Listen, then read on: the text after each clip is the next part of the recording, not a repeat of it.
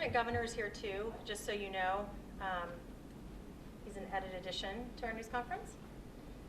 So, can you see are you still live streaming on the county page? County page. Okay. Hi. Yes. Okay. Let's see. 3 minutes, y'all? Does that work? Everybody ready? Okay. No, I just need to check my recorder.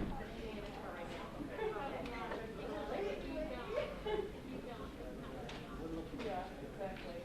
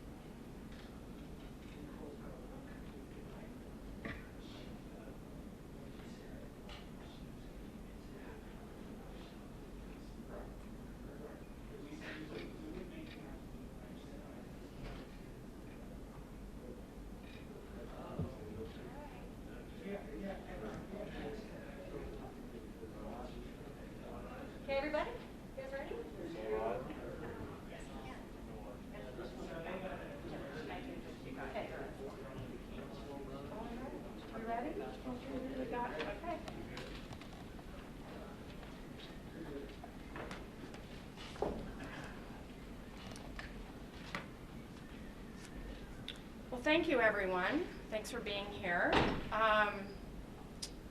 Yet another day in 2020, and you don't want to wake up to additional challenge in the community, but we're doing our best, and we have an update for you. Before we jump into some of the activities that Salt Lake County is addressing right now, and give you a better sense of what's going on community by community, I wanted to welcome the Lieutenant Governor. Thank him for coming down, and he will take a minute to talk about the state response and some of the issues that they are handling at this moment. So then I'll return, and we have a Rocky Mountain Power here, and Clint Meekum, our emergency management lead. And the four of us will address you, and then we will take some questions. Thank you.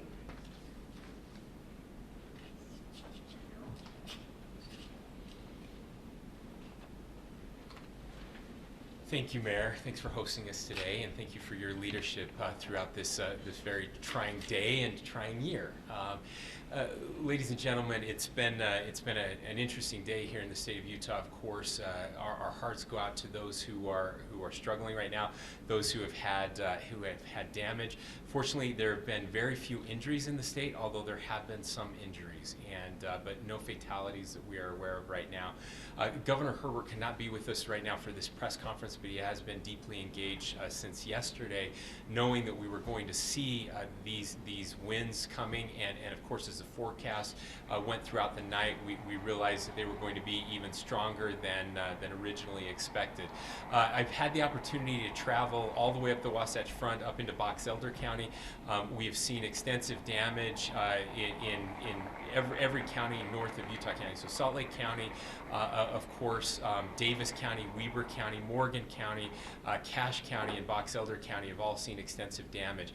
Most of that, of course, are trees that have fallen over, causing property damage into vehicles and homes, siding, shingles, that type of damage.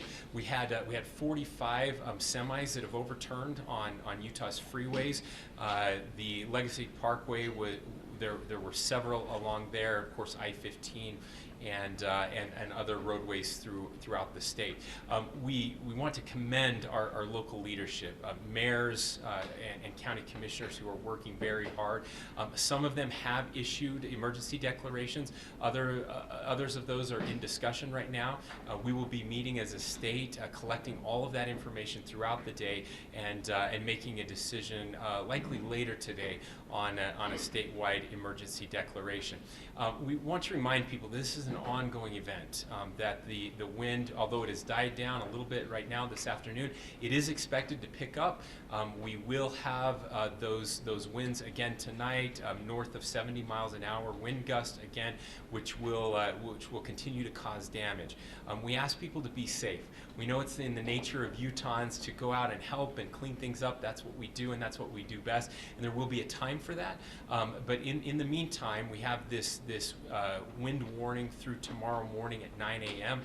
We will continue to watch that to see if that needs to be extended. But most of the cleanup can wait until tomorrow, unless it is a dangerous situation. And we have people here from Rocky Mountain Power who will talk more about power lines and how to be cautious around those. Unfortunately, when trees are uprooted, oftentimes those roots have grown under water lines and even gas lines at times. And so we ask you to be very careful. If you do smell gas in your house, get out of your house. Make sure you contact your utilities if you do smell gas. Get away from that dangerous situation. We encourage you to check your basements if you've had a tree tip over. We have had some basements that have flooded, unfortunately, because of water line breaks. But again, most importantly, we worry about the safety of people. We can fix property damage, but we worry about the safety of those who are outside. So please stay inside if you can. We also want to look out for our neighbors. It is possible that the power will be off for some time. In some neighborhoods, Rocky Mountain Power will talk about that, but it is going to be cold. It's unseasonably cold tonight, and so we want to watch out for those who if you have neighbors who are at risk and the power is out, or they need electricity for some sort of emergency situation, or they take oxygen or whatever it is that they need, that we're watching out for them. And when it comes to cleanup, starting tomorrow, we know that neighbors are going to reach out, and everybody in the state of Utah is going to come out to help. But specifically, we want to look out for those who are most vulnerable. We were in Box Elder County today, and trailer parks have been especially hard hit. And those are often, unfortunately, people who have the least ability to, maybe they don't have insurance, they don't have the ability to clean things up. The elderly and others are going to need a tremendous amount of help. And so we'll be calling on all Utahns tomorrow to reach out and start helping with the cleanup process. But again, I want to thank the mayors and local authorities who have been so involved, our emergency managers, and we're in this together. I'll just finish here. 2011, many of you who were here will remember the devastation that happened then. That was mostly in Davis County, obviously extended outside of that. This is very similar in the devastation, but it is much larger in scope, extending for a much wider swath of the Wasatch Front. And so it's going to take all of us to help out and to get involved. But again, we're so appreciative of Utahns and the way they step up. Thank you, Mayor.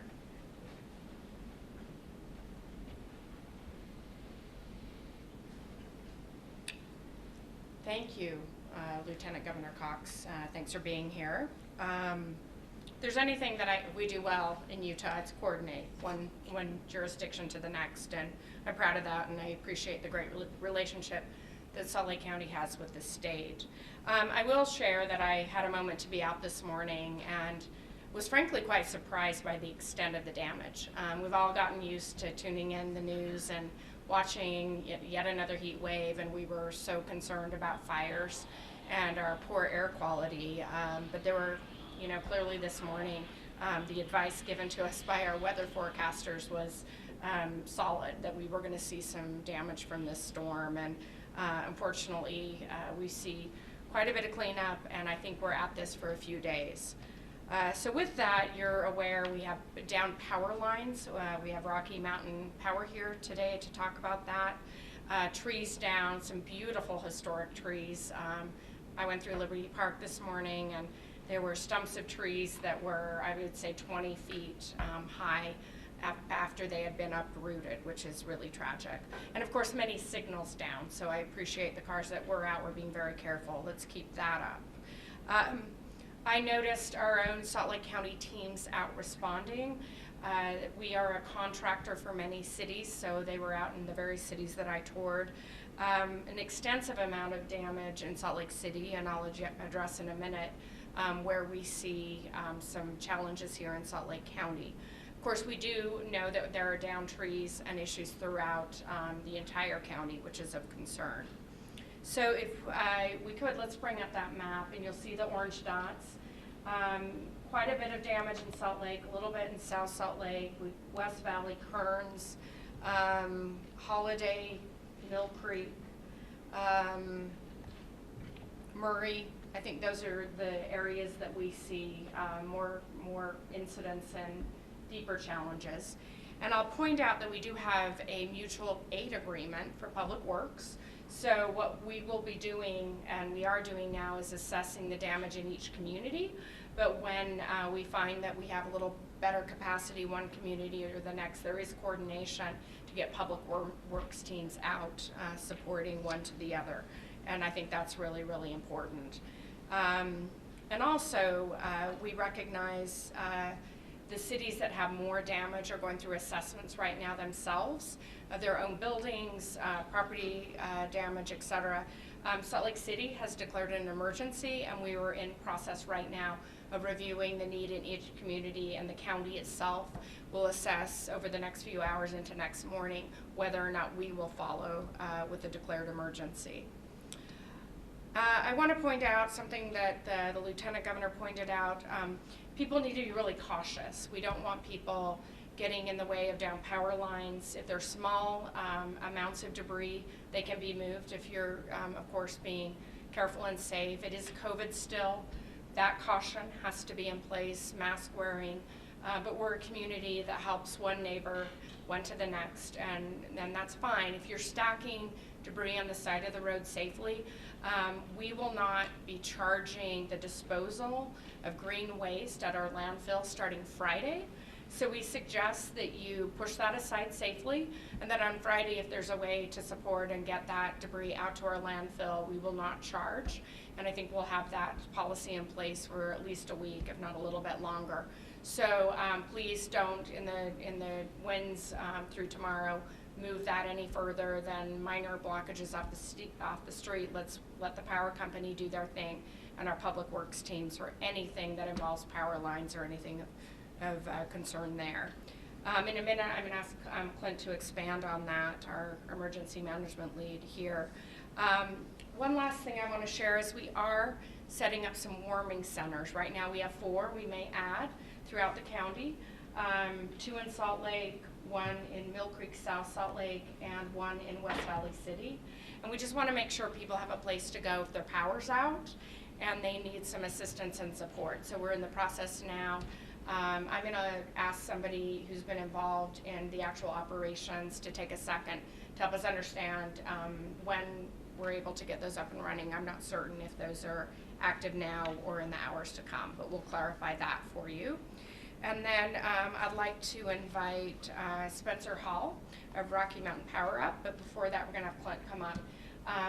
Thank you for being here, Spencer. I know I saw your crews out. You guys are doing a great job.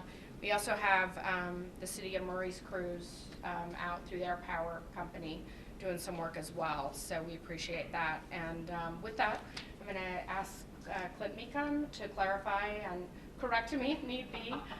This is a fluid situation, and then also share a little more of the do's and don'ts from our property owners and our residents to make sure that we all remain safe.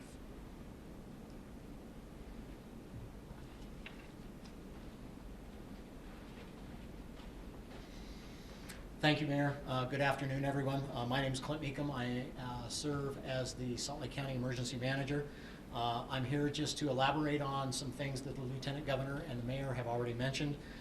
First of all, this is an ongoing event. I can't stress that enough. We still are under a wind advisory until tomorrow morning, and we are still expecting those winds to get, we can see gusts as high as 60 or 70 miles an hour is what we are being told. These are potentially hurricane force winds. So again, please understand that this event is not over. Even though the wind may die for a short period of time, it is expected to come back, and it will continue for the next few hours. To that point, or to that effect, please stay away from down power lines, all right? We can't emphasize this enough, and you'll hear more from Rocky Mountain Power about this exact topic. These lines can become re-energized at any time, especially as the crews try to reestablish power service to everybody, and they just present an extreme danger. The power can actually travel through the ground, so you don't actually have to come in physical contact with the power line itself for this to be a hazard to you. These lines can be hidden within the debris, the downed trees, and other debris that might be lying around. So again, pay extra special attention that you are focused and looking for those down power lines and avoid them wherever possible. Rocky Mountain Power has a number that you can call to report those down lines if they're not already aware of them. They appreciate that information. And again, if for some reason they're arcing or presenting some sort of immediate danger, please don't hesitate to reach out to 911 and report those situations there. The other piece going along with the ongoing event is flying debris. Again, we're expecting winds to be gusting to very high velocities, and they will pick up debris and they will move it through the air. Obviously, if you're hit by something heavy, it's going to hurt, right? So please stay indoors as much as possible and stay out of the wind until this actual event has passed. The other thing I want to stress is there are literally hundreds, if not thousands, of people out there working to restore services, whether it be our public works folks opening up the roads, whether it be Rocky Mountain Power's folks restoring power, the fire and police crews out dealing with those calls for service that they deal with. As you can imagine, those resources are very stressed right at the moment, dealing with everything that they're being asked to deal with. So while I am not saying do not call 911, please only call 911 if it is a true emergency. If it is not truly an emergency, please refrain from calling 911 so we're not stretching our resources any further than they currently are. And then lastly, what I would like to talk about is debris removal on private property. The public works crews are doing a fantastic job right now in getting roads opened back up and getting that basic access going again. Individual property owners will be responsible for removing the debris off of their individual property. That's not a responsibility that the government can assume. So as you, once we get past the weather event and you start into that process, please again be very, very conscientious of where the power lines might be lying, and avoid those situations until Rocky Mountain Power has rendered those power lines safe for you. But it will be up to the individual property owners to deal with that debris. The warming centers that the mayor had mentioned, those will go online this evening. We will get an exact timeout and get that out to you folks and to our public as quickly as we can. These warming centers will be operated in conjunction with the American Red Cross, another one of our fantastic partners that we've used in the past for this. These centers are for folks that might need to get out of the weather for whatever reason, whether their homes have been damaged or they have no place else to go. And for those folks that may have medical devices requiring power, and again, don't have any place else to go in order to power those medical devices. That's what these warming centers will be for. The temperatures tonight and for tomorrow are expected to be cooler. As the Lieutenant Governor said, it's unseasonably cool. We're talking low 40s, high 30s. So again, these are a resource out there for those folks that might need them. And as both the Lieutenant Governor and the Mayor have stressed, this is Utah. We help our neighbors, right?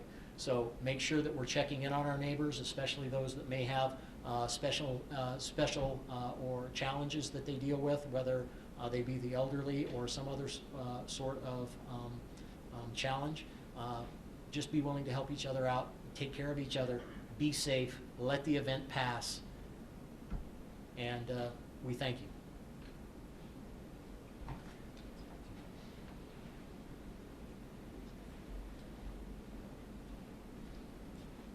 Thank you, Mayor, for the opportunity to be here. This is a significant weather event, and our crews have been responding all the way across all the 6 states that we serve, all the way from Oregon into Wyoming. We've seen snow in Wyoming up against a wildfire. So this is something to take very seriously, and we'd like people to know that some of these outages could extend as far as 48 to 72 hours. So it's very important, as the Lieutenant Governor and others have mentioned, to check on your neighbors, make sure they're fine, and then to avoid any down power lines. I know that a lot of backyards right now have trees that are down. You don't always know if they're, like was mentioned, if there's a line that is hidden. It could be energizing part of the home, and also, as was mentioned, you don't always have to make contact with the line to get zapped. So we want everyone to exercise extreme caution. And now with another wind event coming through tonight, if you can, I know a lot of us want to get out there and want to start making progress on trees that might be down. If you can just get through tonight, just let things sit for a day, come back at it tomorrow after other things have fallen down. Right now, anybody who's driven around can see that there's a very dangerous set of circumstances out there. There are street lights that are out, there are trees that are broken off but still dangling. Let the rest of that come down tomorrow, then let's get back to work. Now, it's so important that you stay away from these down power lines. Even if they look like they're not a problem, they're not sparking, when things get energized in other places, they can become energized. So it's important you keep people away. Another thing is to keep your pets away. Sometimes the pets can get out in the backyard and they can run into problems. Again, we want everyone to watch out for your neighbors. We're working quickly. Our crews are already doing impressive work. This is what we're prepared for. Our system constantly takes a beating from weather, and we're ready to make these repairs. There's just so many right now that getting back to each individual home that has a tree down or something is going to take a long time. So we're all going to need to be in this together. We're going to need to be patient. We appreciate everybody giving us feedback. One thing that people don't always know is that we want everyone to call in. So if you can text in, call in, get the Rocky Mountain Power app, that lets us know where we need to go next. So we look forward to that. We appreciate everyone's patience. We're going to get the power back on as soon as we can, and we really appreciate everyone's cooperation. Thank you, Mayor. So I'm going to invite Deputy Mayor Catherine Kandera just to take a second to address our warming center locations and give us a little more information on their operations. Thank you, Mayor. So as Chief Meekum mentioned, we are currently working with the Red Cross to try to finalize the details of the operations of the warming centers. We know that they are going to be located at these locations. They should be up and running in the next few hours, but we will send out on our website and our social media channels the exact time frame from when they're going to be open. But for now, just know these will be available this evening in order to meet the needs that Chief Meekum mentioned. They're intended to be places for refuge for people who are trying to get out of the cold, and then also if anybody has a medical device that they need to plug in, there will be electricity available there. More details to come as we finalize everything with our partner, the Red Cross, and we're so grateful for their efforts and their teamwork. Thank you. All right, questions for the Lieutenant Governor, myself, or any of us? We also have a Public Works lead here as well. Any questions? I have a question for Lieutenant Governor. Can you talk more about the injuries? How many, what types of injuries are you seeing?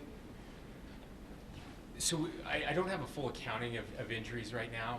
What we do know is there were some injuries with truck drivers whose trucks overturned, mostly minor, but there were certainly some there. We did have a report of one home where a person was injured in their home and is in